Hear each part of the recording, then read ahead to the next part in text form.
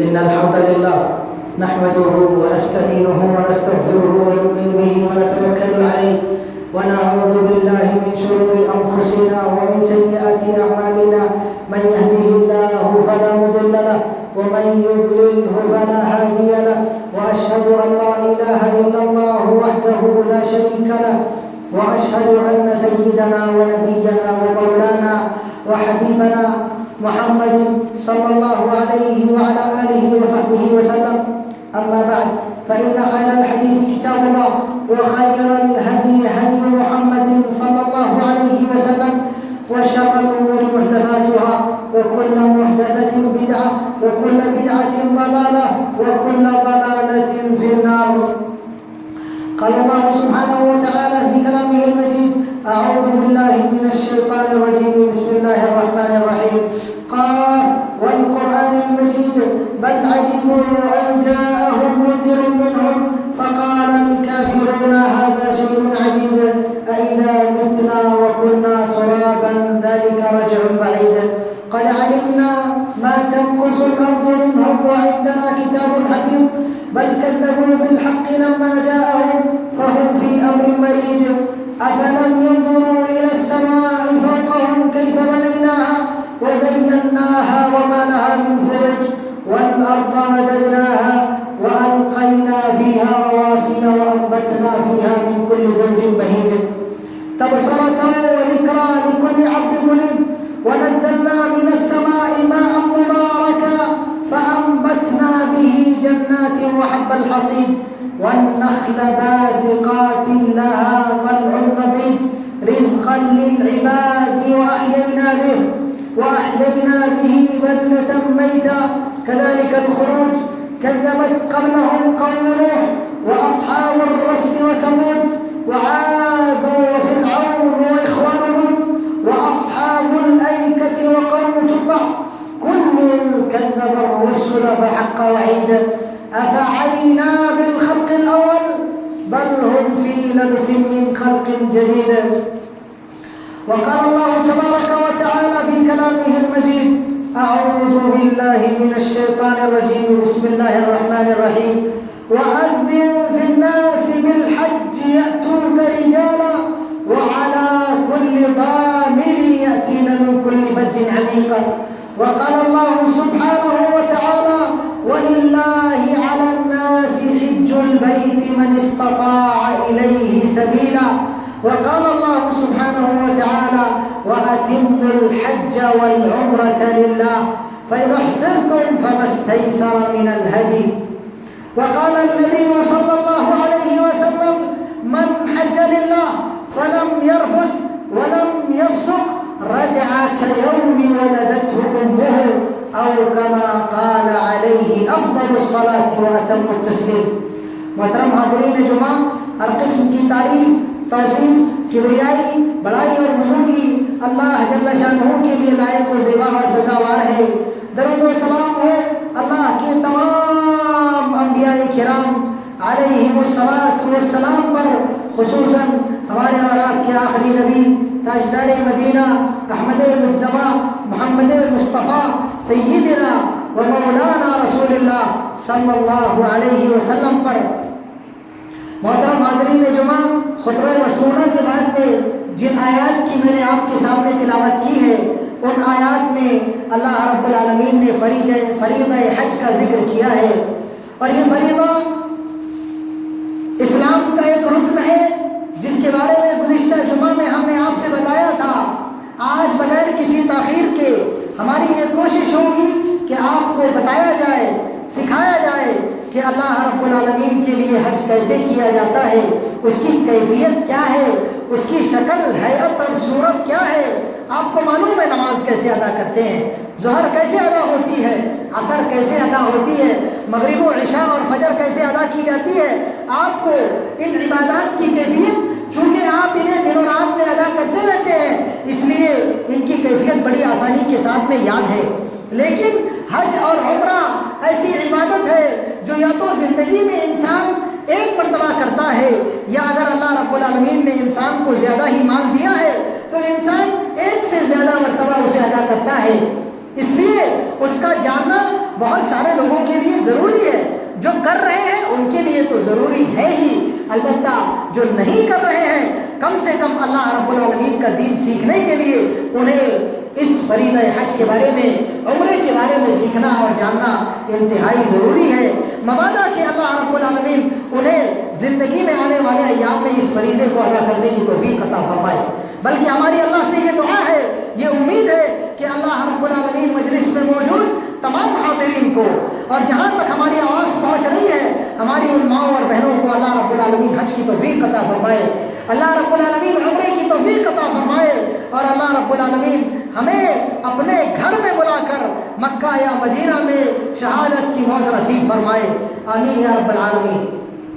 محترم حاضرین جمعہ، حج اللہ رب العالمین کا ایسا فریضہ ہے جسے اللہ رب العالمین نے امت محمدیہ صلی اللہ علیہ وسلم پر جہاد کے طور پر فرض فرمایا ہے، اور اس کی ابتدا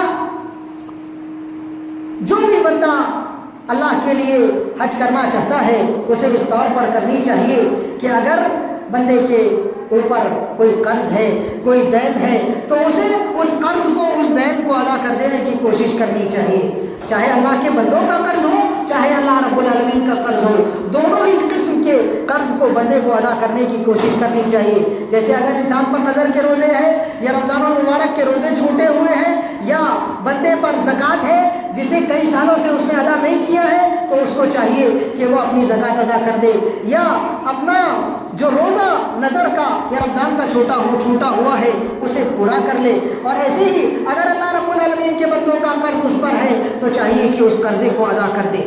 ایسے ہی اگر کسی کے حق میں کوئی کوتاہی کی ہے، کسی کا ظلمن مال ہڑپا ہے، تو اس کو چاہیے کہ ان بندوں سے جا کر خلاصی کروا لے، ان بندوں سے معافی تلافی کر لے، ان بندوں سے معافی مانگ لے، اور یا تو ان کا حق ادا کر دے۔ اس طریقے سے میرے بھائیوں بزرگوں اور دوستوں، اس کے بعد میں بندے کو چاہیے کہ وہ لباس احرام خریدے، اور لباس احرام خریدنے کے بعد میں یہ بات یاد رکھے کہ لباس احرام سفید ہو۔ ایسا ضروری نہیں ہے کہ سفید ہی ہو، لیکن اولا افضل اور بہتر یہ ہے کہ وہ لباس سفید ہونا چاہیے، اور اگر سفید کے علاوہ دوسرا رنگ ہوتا ہے تو کوئی حرج کی بات نہیں ہے۔ مرد کے لیے دو کپڑے ہونا چاہیے، ایک ازار ہونا چاہیے اور ایک ردا ہونا چاہیے۔ عورت کے لیے کسی خاص کپڑے کی کوئی تعین نہیں ہے، عورت جس لباس کو پہن رہی ہے اسی لباس میں وہ اپنے احرام کی نیت کر سکتی ہے، لیکن عورت کے لیے یہ ضروری ہے کہ وہ اپنے چہرے کو نہ ڈھانپے اور اپنے ہاتھوں کو اپنے دستانوں سے کور نہ کرے، یہ عورت کے لیے لباس احرام میں ضروری ہے۔ اب میرے بھائیوں، بندے کو جب اپنے لباس کو خریدنے کے بعد میں پہننا ہے تو پہننے سے پہلے اسے غسل کرنا ہے، اور یہ غسل اسی طرح ہونا چاہیے جس طرح کے جنابت کا غسل ہوتا ہے۔ جنابت کا غسل آپ میں سے ہر ایک کو معلوم ہوگا، اگر نہیں معلوم ہوگا تو حضرت ام سلمہ رضی اللہ عنہ، حضرت عائشہ صدیقہ رضی اللہ تعالیٰ عنہ کی روایت ہے، اس کو آپ اٹھا کر پڑھ لیں باذن اللہ عز و جل، اس میں آپ کو غسل جنابت کا طریقہ بتایا گیا ہوگا۔ اس کا مختصر خلاصہ یا اس کا مختصر طریقہ یہ ہے کہ بندے کو پہلے اپنی شرمگاہ صاف کرنا چاہیے، شرمگاہ کو صاف کر لینے کے بعد میں وضو کی نیت کرنی چاہیے، اپنے دونوں ہاتھوں کو دھونا چاہیے، اور جس طرح نماز کے لیے وضو بناتا ہے اس طریقے سے اپنا وضو مکمل کرنا چاہیے۔ اس کے بعد میں اپنے سر کو دائیں طرف سے بائیں طرف سے پھر بیچ میں سے اور پھر پیچھے سے دھونا چاہیے، دھونے کے بعد میں پھر اپنے بدن پر دائیں طرف سے پانی ڈالنا چاہیے، بائیں طرف سے پانی ڈالنا چاہیے، پھر آگے جا کے اپنے پیروں کو مکمل دھو لینا چاہیے۔ اس طرح سے جیسے غسل جنابت ہوتا ہے اسی طریقے سے بندے کو غسل کرنا چاہیے۔ غسل سے فارغ ہونے کے بعد میں بندے کو لباس احرام پہننے سے پہلے اگر کسی بندے کو اپنے سر میں کچھ لگانا ہے یا اپنی بغل میں کچھ لگانا ہے، یا بندے کو اگر کسی لوشن کے استعمال کرنے کی ضرورت ہے، جیسے بہت سارے لوگ کافی موٹے ہوتے ہیں تو ان کے موٹے ہونے کی وجہ سے ان کے دونوں رانوں کے بیچ میں زیادہ چلنے کی وجہ سے رگڑ پیدا ہوتی ہے، زخم بن جاتے ہیں، یا کسی کو کھجلی کی بیماری ہوتی ہے، یا کسی کو بغل میں سے پسینہ نکلنے یا زیادہ بدبو آنے کی بیماری ہوتی ہے، تو ایسے لوگ لباس احرام پہننے سے پہلے اگر دوا لگانا چاہے یا خوشبو لگانا چاہے تو بلا شک اللہ کے نبی صلی اللہ علیہ وسلم نے انہیں اس بات کی اجازت عطا فرمائی ہے کہ وہ خوشبو لگا سکتے ہیں، لوشن لگا سکتے ہیں، البتہ اپنے بدن پر لگائیں اور لباس احرام پہننے سے پہلے لگائیں۔ لباس احرام پہننے کے بعد میں آپ کے بدن پر اگر اس خوشبو کے اثرات باقی رہ جاتے ہیں تو باذن اللہ عز و جل اس کا آپ کے لباس احرام پر کوئی فرق اور کوئی اثر نہیں پڑے گا۔ طیب، اب آپ نے نہا لیا، نہانے کے بعد بعد میں بسم اللہ کہہ کر آپ کو اب اپنا لباس احرام پہن لینا ہے۔ جب آپ اپنا لباس احرام پہن لیں گے تو یاد رکھنا ہے یہ تکبیر تحریمہ کی طرح ہے۔ جیسے بندہ نماز میں کھڑے ہوتے ہوئے تکبیر تحریمہ پڑھتا ہے تو تکبیر تحریمہ پڑھنے کے بعد میں بہت ساری چیزیں انسان پر حرام ہو جاتی ہے۔ انسان بات نہیں کر سکتا، انسان ہنس نہیں سکتا، انسان کھا نہیں سکتا، انسان اپنی مرضی سے چل پھر اور حرکت نہیں کر سکتا۔ ایسے ہی میرے بھائیوں جب آپ لباس احرام پہن لیتے ہیں تو بہت ساری چیزیں آپ کے لیے حرام ہو جاتی ہے۔ جیسے مثال کے طور پہ لباس احرام پہننے کے بعد میں خوشبو لگانا آپ کے لیے حرام ہو جاتا ہے۔ لباس احرام پہننے کے بعد میں آپ کے بالوں کو کاٹنا، چاہے داڑھی کے ہو، چاہے مونچھ کے ہو، چاہے سر کے ہو، چاہے بغل کے ہو، چاہے ناک کے ہو، کسی بھی قسم کے بدن کے بالوں کو جان بوجھ کر کاٹنا آپ کے لیے حرام ہو جاتا ہے۔ اپنے ناخنوں کو کاٹنا آپ کے لیے حرام ہو جاتا ہے۔ اور ایسے ہی شکار کرنا ایک بندے کے لیے حرام ہو جاتا ہے۔ اپنے سر کو ڈھانپنا کسی ٹوپی کے ذریعے، کسی کپڑے کے ذریعے انسان کے لیے حرام ہو جاتا ہے۔ ایسے ہی اپنے بدن کا چمڑا نکالنا جان بوجھ کر کے انسان کے لیے حرام ہو جاتا ہے۔ ایسے ہی میرے بھائیوں اگر عورت ہے تو اس کے لیے اپنے چہرے کو ڈھانپنا یا دستانے پہننا حرام ہو جاتا ہے۔ ایسے ہی سلا ہوا لباس پہننا انسان کے لیے حرام ہو جاتا ہے۔ اب آپ بغیر سلا ہوا لباس پہنیں گے، سلا ہوا لباس جیسے بنیان ہے، جیسے اندر کا کپڑا ہے اور جیسے انسان کے اعضاء کے حساب سے بنایا ہوا کوئی بھی کپڑا ہے، انسان وہ نہیں پہن سکتا۔ یہ چیزیں انسان کے لیے حرام ہو جاتی ہے۔ طیب، اب جیسے ہی آپ نے لباس احرام پہن لیا، لباس احرام پہننے کے بعد میں آپ کو نیت کرنی ہے۔ چنانچہ آپ کو کہنا ہے اللہم لبیک عمرۃ یا اللہم لبیک حجۃ، یا آپ کو کہنا ہے اللہم لبیک عمرۃ وحجۃ تمتعا۔ اے اللہ رب العالمین میں حج کی نیت کر رہا ہوں، یا اللہ رب العالمین میں عمرے کی نیت کر رہا ہوں، یا اللہ رب العالمین میں حج اور عمرے دونوں کی تمتعاً نیت کر رہا ہوں۔ یا ایسے کہے اللہم لبیک حجۃ مفردہ، یا ایسے کہے اللہم لبیک عمرۃ ثم حجا قارینا۔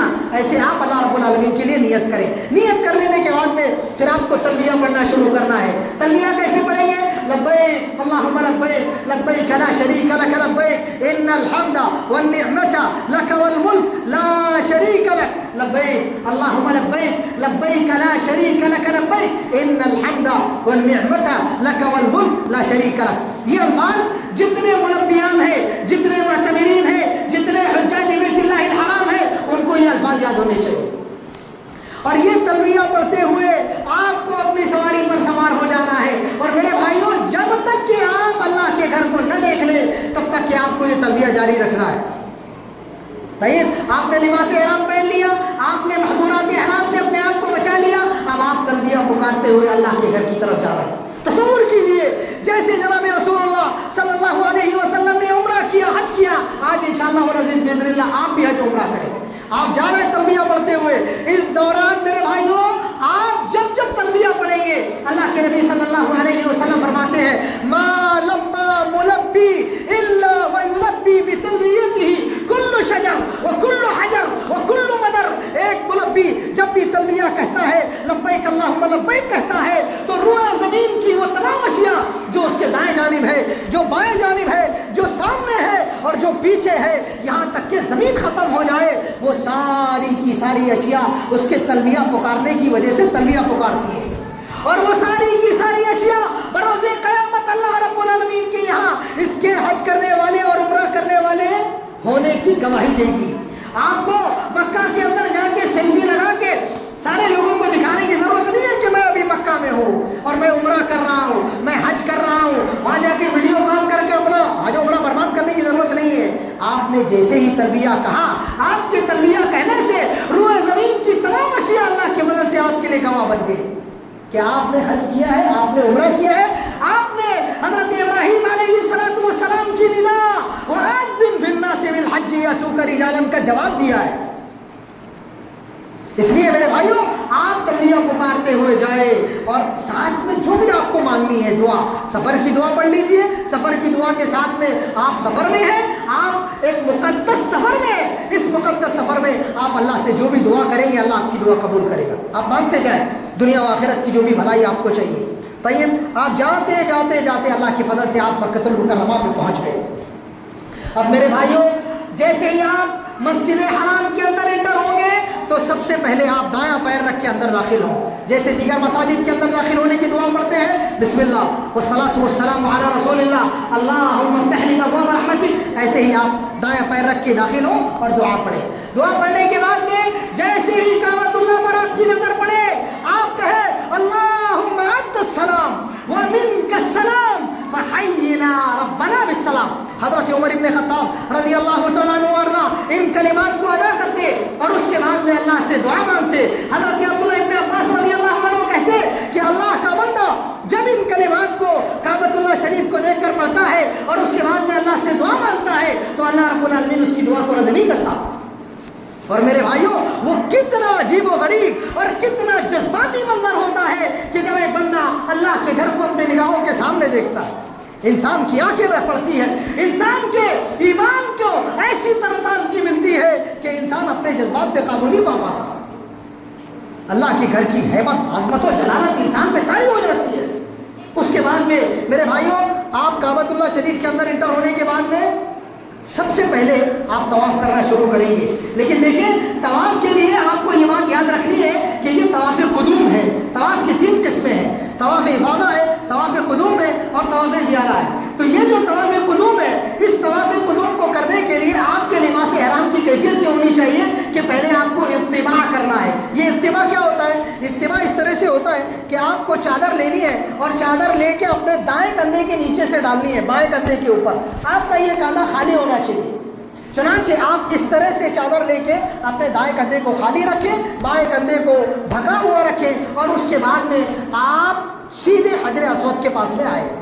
حجر اسود کے پاس پہنچنے کے بعد میں اگر اللہ نے آپ کو موقع دیا تو آپ حجر اسود کا بوسہ لیجئے، اور حجر اسود کو بوسہ لینے یا اس کا استلام کرنے کے تقریباً 4 طریقے ہیں۔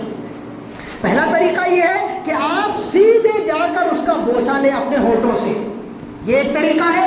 دوسرا طریقہ یہ کہ آپ اپنے ہونٹوں سے بسم اللہ اللہ اکبر کہہ کے بوسہ لیں، ساتھ میں اپنی پیشانی کو اور اپنی آنکھوں کو اس پر رگڑیں، یہ دوسرا طریقہ۔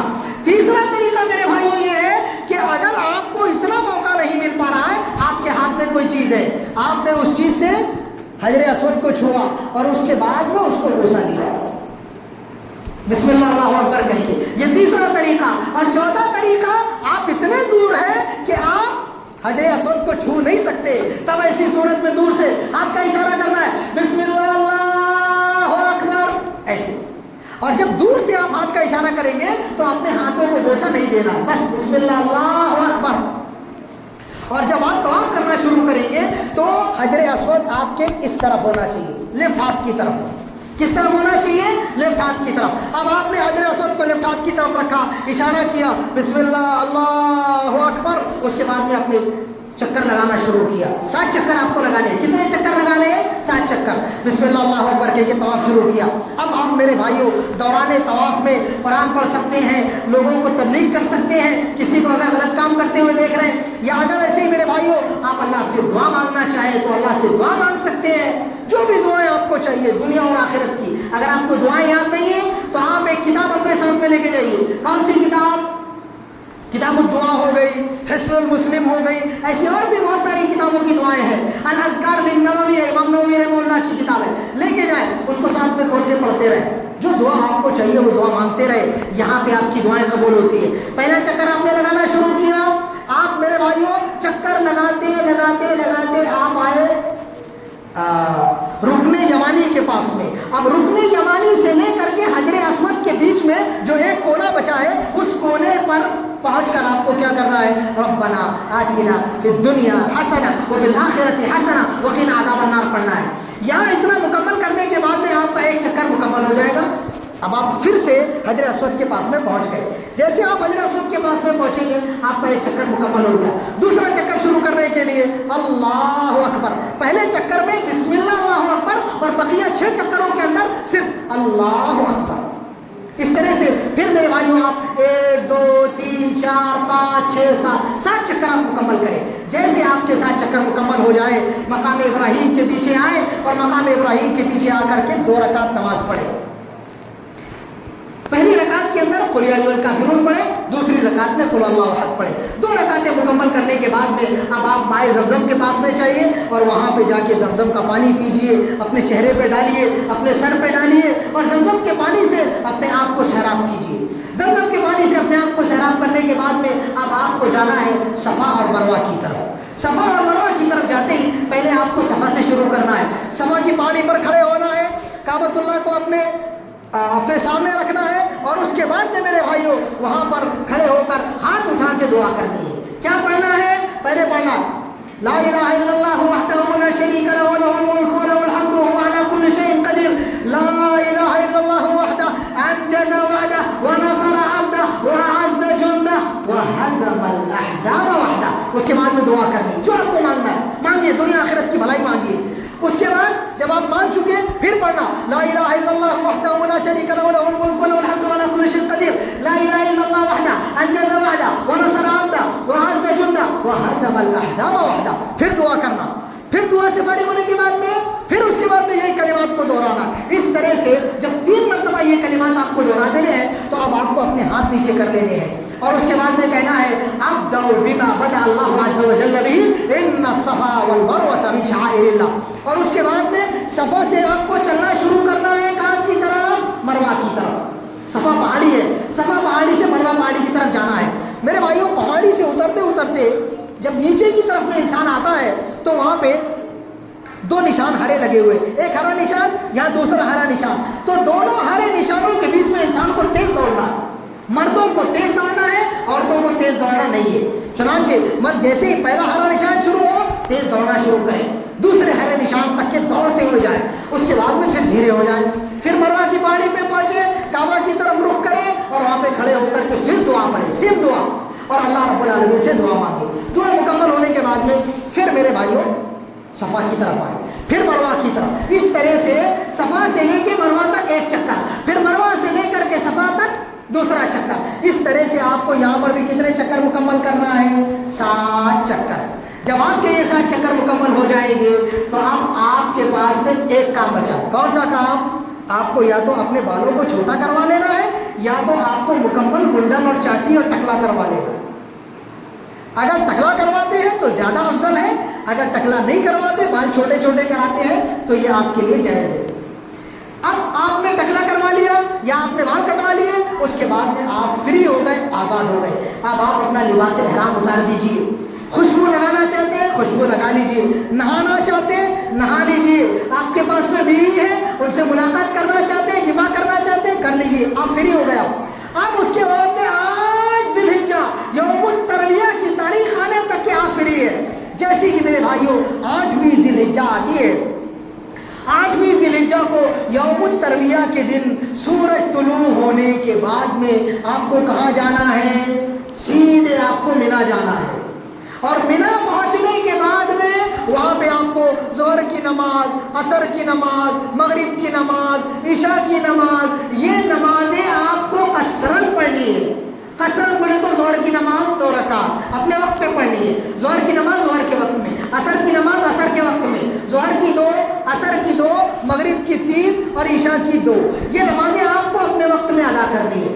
اتنی نمازیں ادا کر لینے کے بعد میں اگلا دن آپ کا طلوع ہوگا یوم عرفہ کا.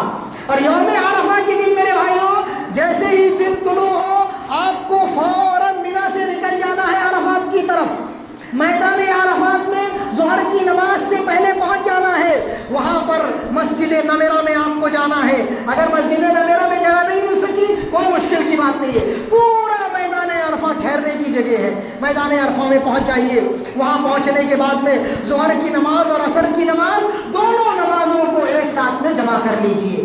امام کا خطبہ ظہر کی نماز کے بعد میں سنیے اور اس کے بعد میں میدان عرفہ میں کھڑے ہو جائیے. لا الہ الا اللہ، لا الہ الا اللہ، لا الہ الا اللہ کثرت کے ساتھ میں پڑھتے رہیے.